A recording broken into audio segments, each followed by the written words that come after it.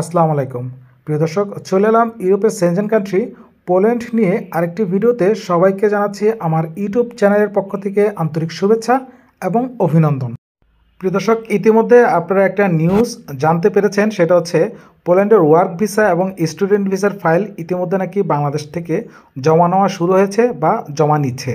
তো এই নিউজটি কিন্তু আপনারা বিভিন্ন ফেসবুক এবং ইউটিউব চ্যানেল, তার সাথে বাংলাদেশের কয়েকটি টিভি চ্যানেলের মাধ্যমে কিন্তু এই নিউজটি আপনারা দেখতে পাচ্ছেন এবং তারা ঢালাওভাবে প্রচার করতেছে যে বাংলাদেশে ইতিমধ্যে পোল্যান্ডের ওয়ার্ক ভিসার ফাইল জমা নেওয়া শুরু করেছে। তো প্রিয় দর্শক, আমি আসলে সকলকে একটা কথাই বলতে চাই, সেটা হচ্ছে যে আপনারা কোনোভাবে যেন প্রতারণার শিকার না হন এবং দালাল চক্র থেকে যেন সাবধানে থাকতে পারেন, এই জন্য কিন্তু আপনাদের মাঝে আমি ভিডিও মেক করে থাকি।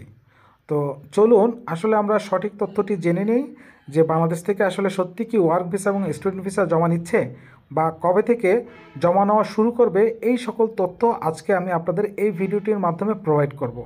তো প্রিয় দর্শক, আমি আশা করি আপনারা এই ভিডিওটি সম্পূর্ণ প্রথম থেকে শেষ পর্যন্ত দেখলে সঠিক তথ্য জানতে পারবেন এবং বুঝতেও পারবেন। তো প্রমাণ সহকারে আমি আপনাদেরকে দেখিয়ে দিব যে পোল্যান্ডের ওয়ার্ক পারমিট ভিসার ফাইল এবং স্টুডেন্ট ভিসার ফাইল কবে থেকে জমা নেওয়া শুরু করবে। তো প্রিয় দর্শক, এর আগে আমার ইউটিউব চ্যানেলটি সাবস্ক্রাইব করে এভাবে পোল্যান্ড এবং ইউরোপ নিয়ে সঠিক তথ্য যেন আপনাদেরকে দিতে পারি, এর জন্য আমার চ্যানেলটি সাবস্ক্রাইব করে রাখবেন। তো চলুন প্রথমে আমরা দেখব যে বাংলাদেশের টিভি চ্যানেলের মাধ্যমে যে নিউজটি আপনারা জানতে পেরেছেন তার ছোট্ট একটি ভিডিও ক্লিপ।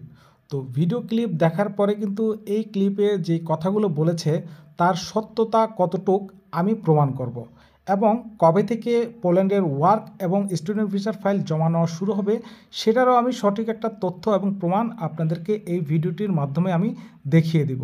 চলুন আগে ভিডিওটি, ছোট ভিডিও ক্লিপটি আগে দেখে নিই। আমাদের ইয়ের সাথে কথা বলছে, তো এখন কথা বলাতে ক্রোয়েশিয়া, পোল্যান্ড এগুলা ওপেন হয়ে গেছে, গ্রিস ওপেন হয়ে গেছে, এখন পর্তুগালটা আছে আর হাতে গোনা 2-3টা আছে। আমার মনে হয় এটা খুব শর্ট টাইম ওপেন হয়ে যাবে। তো প্রিয় দর্শক, আশা করি অনেকেই এই টিভি চ্যানেলের ভিডিওটি বা নিউজটি অনেকেই দেখেছেন।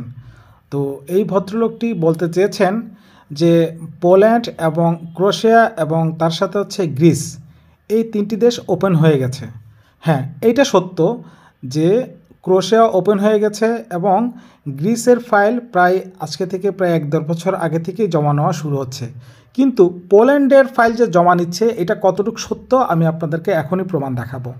তো প্রিয় দর্শক, এই বিষয়টি প্রমাণ করতে হলে আমাদের প্রথমে যেতে হবে সুইডেন ভিএফএস গ্লোবালের ওয়েবসাইটে।